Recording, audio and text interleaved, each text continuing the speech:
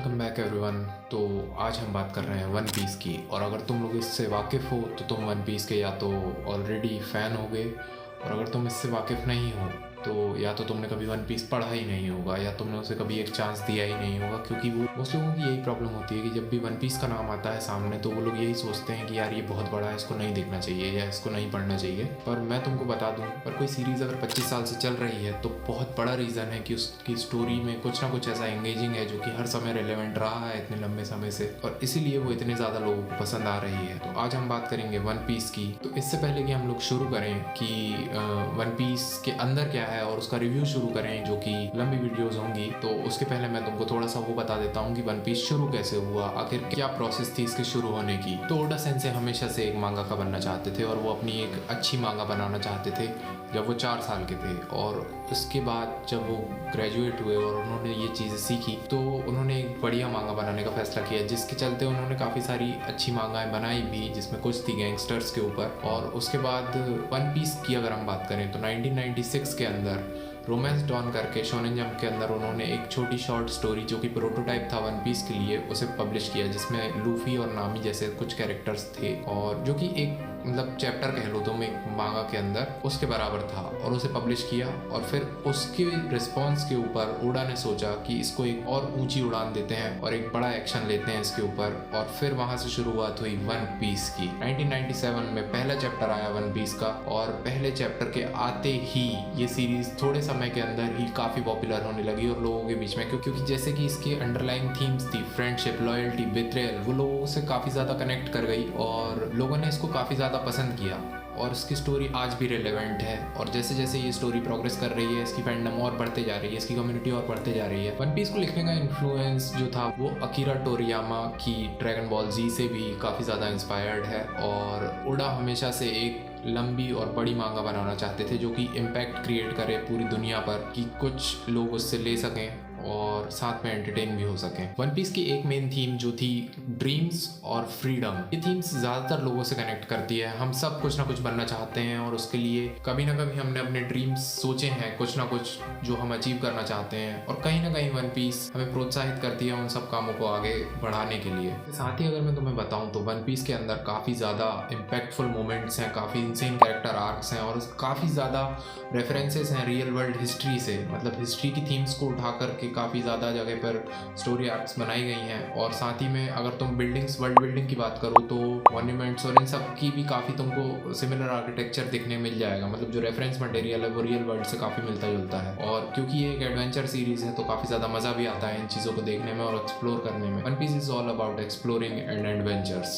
So allow me to present you one of the greatest series of all time, One Piece chapter 1 Romance Dawn. तो story शुरू होती है अपनी age के सबसे महानतम पायरेट गोल्ड डी रॉजर के एग्जीक्यूशन के दिन से, और वहाँ पर वो अपनी स्पीच से एक चिंगारी को हवा देते हैं जो आगे चल के इतनी बड़ी आग बन जाएगी जो किसी के संभाले नहीं संभलेगी। क्योंकि वो बताते हैं कि भगवान का दिया हुआ सब कुछ है, दौलत है, शोहरत है, और जो कुछ भी मैंने कमाया है वो सब कुछ तुम्हारा हो सकता है। तुम्हारा हो सकता है वन पीस ट्रेजर, जो कि दुनिया का सबसे बड़ा खजाना है, और जो उसे हासिल कर लेगा वो बन जाएगा द ग्रेट पायरेट किंग। जैसे ही ये शब्द रॉजर के मुंह से निकलते हैं तो ग्रेट पायरेट एज शुरू होती है, जहाँ पर हर कोई एक पायरेट बनना चाहता है और वन पीस को हासिल करना चाहता है सीधे ग्रैंड लाइन पर जाकर। ग्रैंड लाइन क्या है ये हम आगे चल के डिस्कस करेंगे। और रॉजर की इस स्टेटमेंट के बाद काफ़ी सारे पायरेट्स बनते हैं। कुछ पुराने पायरेट्स जो कि पायरेट किंग बनना चाहते हैं वो इस वन पीस की तलाश में निकलते हैं, और कुछ नए पायरेट्स बनते हैं। उसके काफ़ी सालों बाद हम देख सकते हैं कि एक छोटे से शहर में एक पायरेट शिप पार्क्ड है जहाँ पर शैंक्स का क्रू है। लूफी शैंक्स को काफ़ी एडमायर करता है और शैंक्स की तरह बनना चाहता है, पायरेट बनना चाहता है, और वो लगातार शैंक्स से कहता रहता है कि तुम मुझे अपने साथ एडवेंचर्स पर लेकर चलो। लेकिन शैंक्स समझता है कि समुद्र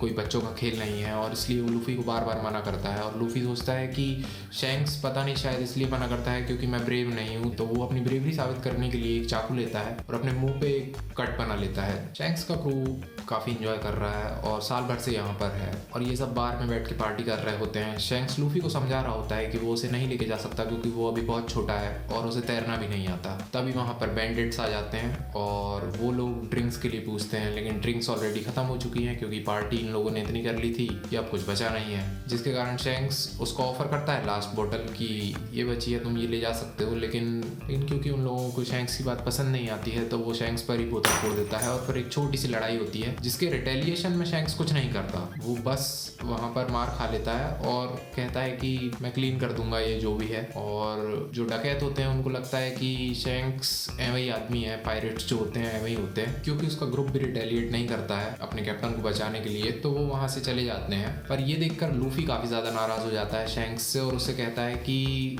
मैं तुम्हें हमेशा से बहादुर समझता था और तुम कावर्ड निकले, क्योंकि अपने हीरो को हारता देखना किसी को भी पसंद नहीं होता। अगर तुम्हारे सामने तुम्हारा एक ऐसा इंसान जिसको तुम काफी ज्यादा एडमायर करते हो वो जब लो पर आता है तो तुम्हें काफी बुरा लगता है। तभी शैंक्स उसको समझाने के लिए उसका हाथ पकड़ता है और लूफी स्ट्रेच होता चला जाता है आगे की तरफ। तब इन लोगों को समझ में आता है कि जो डेविल फ्रूट ये लोग चुरा कर लाए थे या जो ट्रेजर इन्हें हासिल किया था एक आइलैंड से, वो डेविल फ्रूट लूफी ने खा लिया है और अब उसे रबर मैन की पावर मिल गई है। तो वन पीस में काफी सारे डेविल फ्रूट एग्जिस्ट करते हैं और जिसको खाने के कारण लोगों को अलग अलग पावर्स मिल जाती हैं। उनमें से एक फ्रूट था रबर फ्रूट जो कि लूफी ने खा लिया है और अब लूफी को रबर मैन की पावर मिल चुकी है। अब कुछ टाइम के बाद क्योंकि शैंक्स का क्रू इस गांव में नहीं है और लूफी को सब लोग चिढ़ाते रहते हैं कि अब क्योंकि तुम स्विम नहीं कर सकते, क्योंकि तुमने डेविल फ्रूट खा लिया है तो तुम कभी पायरेट नहीं बन पाओगे। लेकिन लूफी की डिटर्मिनेशन हमें यहाँ पर दिखती है कि वो कितना दृढ़ निश्चयी है अपने फैसले को लेकर, कि वो सबको ये जवाब देता है कि भले ही मैं तैर नहीं सकता लेकिन मैं पायरेट तो बन ही सकता हूँ, पायरेट किंग तो बन ही सकता हूँ, क्योंकि मुझे सिर्फ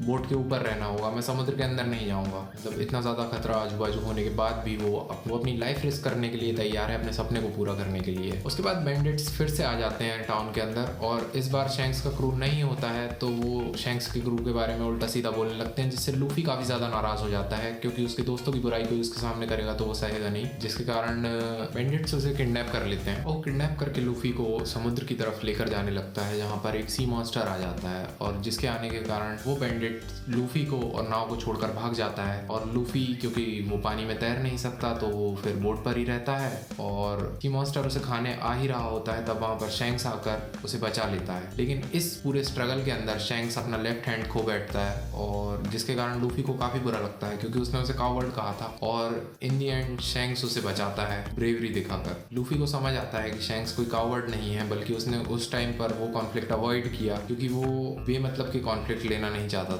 और अगर तुम लड़ाई नहीं कर रहे हो तो इसका ये मतलब नहीं है कि तुम कहीं से भी कायर हो। लूफी जब शैंक्स से पूछता है कि तुमने अपना हाथ गवा दिया तो शैंक्स सिर्फ एक ही रिप्लाई देता है कि it's just a hand, as long as you are alive everything is okay. मतलब कि the level of friendship we can see here very high. उसके बाद शैंक्स अपने सफर पर आगे बढ़ने वाला है तो लूफी उसे एक आखिरी बार गुड बाय कहने आता है और कहता है कि ठीक है तुम मुझे अपने साथ नहीं ले जा रहे हो तो कोई बात नहीं है, मैं कुछ सालों बाद प्रिपेयर होकर ग्रैंड लाइन पर आऊँगा और वन पीस को फाइंड करके पायरेट किंग बन जाऊँगा। क्योंकि शैंक्स लूफी को जानता है और उसकी डिटर्मिनेशन को समझता है तो शैंक्स उससे कहता है कि ठीक है तो अगर तुम पायरेट किंग बनने वाले हो, और शैंक्स अपनी हेड उसे दे देता है और फिर कहता है कि जब तुम वापस ग्रैंड लाइन पर आओगे और जब हम अगली बार मिलेंगे तब तुम मुझे ये हेड वापस करना। That is one of the very powerful moment for Luffy. और इसके ठीक 10 साल के बाद लूफी अपने पायरेट किंग बनने के सफर पर निकलता है जिसमें लूफी को एक क्रू की जरूरत होगी और अब वो धीरे धीरे करके अपना क्रू इकट्ठा करेगा और कैसे फिर आगे बढ़ता जाएगा और पायरेट किंग बनेगा।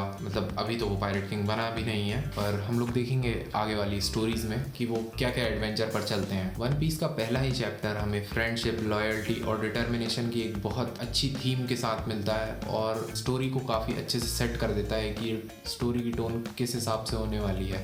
आगे आने वाली वीडियोस की अपडेट तुमको मिलते रहे इसलिए चैनल को सब्सक्राइब जरूर कर लेना भूलना मत। और हाँ, तुम लोग को मैं डिस्कॉर्ड का एक सर्वर का लिंक भेज दे रहा हूँ तो तुम लोगों ने अगर कोई फैन आर्ट बनाए हैं तो तुम लोग उस पर भेज सकते हो तो ताकि मैं वीडियोस में उसको यूज़ कर सकूँ और तुम लोगों को शाउट आउट भी मिलेंगे उसके लिए। तो मिलते हैं अगले वीडियो में, तब तक के लिए गुड बाय। और हाँ गाइस, हैप्पी न्यू ईयर। नया साल तुम सबके लिए बहुत अच्छा हो और हाँ, सब्सक्राइब ज़रूर कर लेना क्योंकि वन पीस की सीरीज़ अब तब तक चलेगी जब तक वन पीस पूरा ख़त्म नहीं हो जाता।